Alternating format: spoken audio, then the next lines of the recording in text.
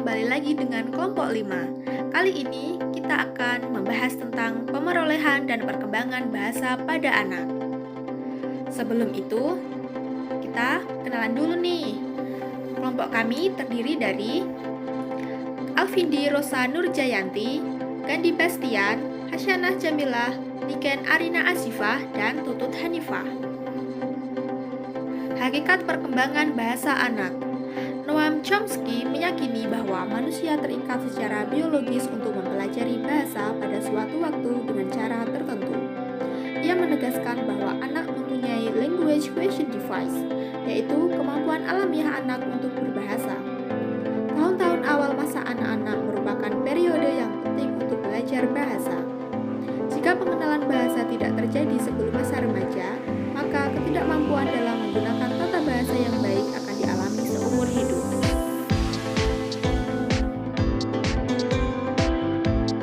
Teori pemerolehan bahasa. Yang pertama yaitu teori behaviorisme. Teori ini menyoroti perilaku kebahasaan yang dapat diamati langsung dan hubungannya antara rangsangan dan reaksi. Yang kedua yaitu teori kognitivisme. Teori ini menganggap bahwa bahasa merupakan salah satu dari beberapa kemampuan yang berasal dari kematangan kognitif. Yang ketiga yaitu teori interaksionisme. Teori ini menganggap bahwa pemerolehan bahasa merupakan hasil interaksi antara kemampuan pembelajaran dan lingkungan bahasa. Yang terakhir yaitu teori nativisme. Teori ini berpendapat bahwa lingkungan tidak berpengaruh dalam proses pemerolehan bahasa. Selanjutnya yaitu ciri proses belajar bahasa anak pertama dan kedua. Bahasa pertama yaitu belajar tidak disengaja, berlangsung sejak lahir, dan lingkungan keluarga sangat menentukan. Ciri bahasa kedua, belajar bahasa dilakukan secara sengaja, berlangsung di sekolah, dan lingkungan sekolah sangat menentukan.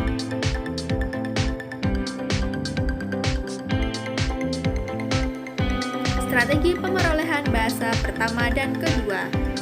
Bahasa pertama yaitu dengan meniru melalui sarana komunikasi seperti gerakan maupun isyarat dan prinsip operasi. Bahasa kedua yaitu dengan strategi aktif, strategi empatik, strategi formal, strategi eksperimental, strategi komunikasi, strategi monitor, strategi internalisasi, dan strategi simantik. Faktor-faktor pemerolehan bahasa anak.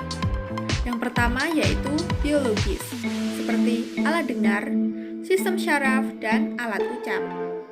Yang kedua yaitu lingkungan sosial, yang merupakan interaksi dan komunikasi dengan lingkungan. Yang ketiga yaitu intelijensi, yang merupakan daya atau kemampuan dalam berpikir. Yang keempat yaitu motivasi dari dalam maupun dari luar.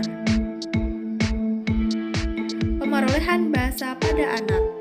Pada usia 1-2 tahun, anak biasanya sudah mampu untuk memahami kata-kata tunggal atau sederhana.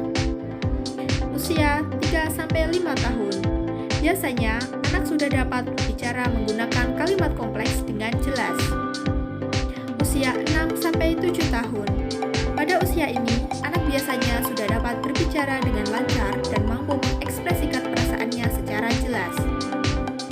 Usia 8-10 tahun, anak mampu berbicara dan berdialog dengan orang dewasa maupun di depan umum.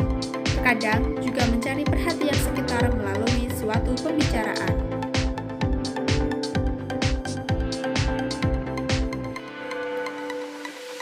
Analisis pemerolehan bahasa anak. Dalam bidang fonologi, pada umur sekitar 6 minggu, anak mulai mengeluarkan bunyi-bunyi yang mirip dengan bunyi konsonan atau vokal.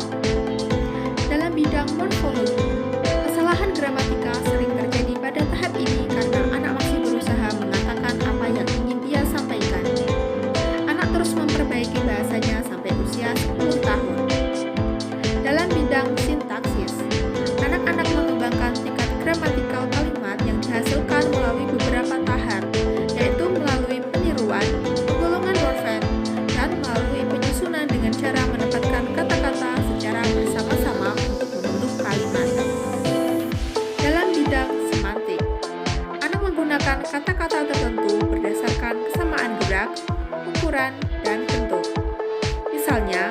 sudah mengetahui makna kata mobil.